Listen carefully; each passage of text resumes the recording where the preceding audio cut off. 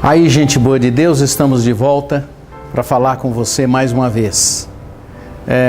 Existe uma pergunta que a maioria das pessoas vivem por aí a falar, né? E elas sempre questionam: será que Deus não está percebendo o que eu ando fazendo? Será que Deus fechou os seus olhos para mim?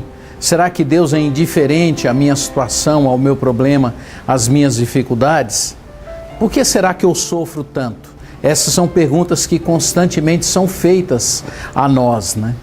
E isso tem a ver com um texto da Palavra de Deus que eu gostaria de apresentar para vocês e de dizer para vocês. A pergunta é: por que, pois, dizes, ó Jacó, e falas, ó Israel, o meu caminho está encoberto ao Senhor e o meu direito passa despercebido ao meu Deus? Essa é a pergunta que muitas pessoas fazem. Ela está registrada no livro de Isaías, no capítulo 40, no verso 27. A verdade é que há muitas coisas que nos levam a fazer essa pergunta. Uma delas é que o pecado, ele se instala em nós e ele traz muitas doenças a todos nós, e nós achamos então que isso tem a ver com Deus, isso tem a ver com o nosso pecado.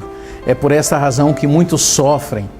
Uma outra razão é porque a gente, ao invés de confiar em Deus, a gente fica fazendo essa guerra com Deus, né? E dentro da gente se instala um conflito enorme e um conflito constante da nossa vida e do nosso viver.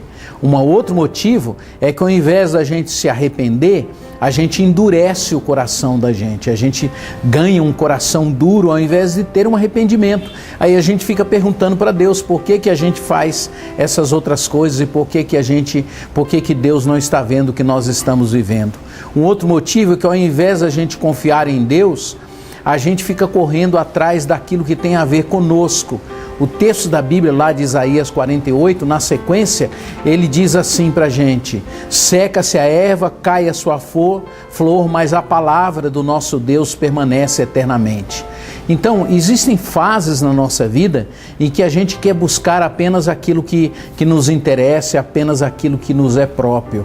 Eu quero te dizer que o desejo de Deus é que a gente o busque, ao invés da gente ficar buscando as nossas próprias coisas.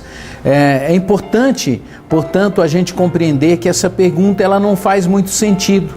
Primeiro, porque Deus não desiste de nós. O texto de Isaías, no capítulo 40, nos convida e diz assim: consolai, ó meu povo, consolai, ó povo meu. É o que o texto diz. Porque Deus, Ele não desiste de nós, ainda que a gente tenha uma vida tumultuada, problemática. Ele nos promete os nossos caminhos serão aplanados. O texto diz: toda vereda será aplanada, tudo vai ser consertado. E na nossa vida também é assim, ainda que hajam buracos, ainda que haja espinhuras na nossa alma, ainda assim Deus vai consertar. Deus promete também que a glória dele é que vai nos satisfazer. Há muitos de nós que, ao invés de buscarmos a Deus e desejarmos viver uma vida para Deus, a gente vive uma vida para a gente mesmo. E é por isso que essa pergunta se instala em nós. É por isso que a gente está sempre perguntando: será que Deus não está vendo o que está acontecendo comigo? Eu quero te dizer que Deus não desiste, que Deus não deseja que a gente fique fazendo esse questionamento, porque na verdade Ele nos vê, Ele nos enxerga. E Ele diz que é para a gente se consolar, para a gente ter o consolo e buscá-lo, que a gente deve confiar nele. Talvez você esteja ainda querendo fazer algumas dessas perguntas.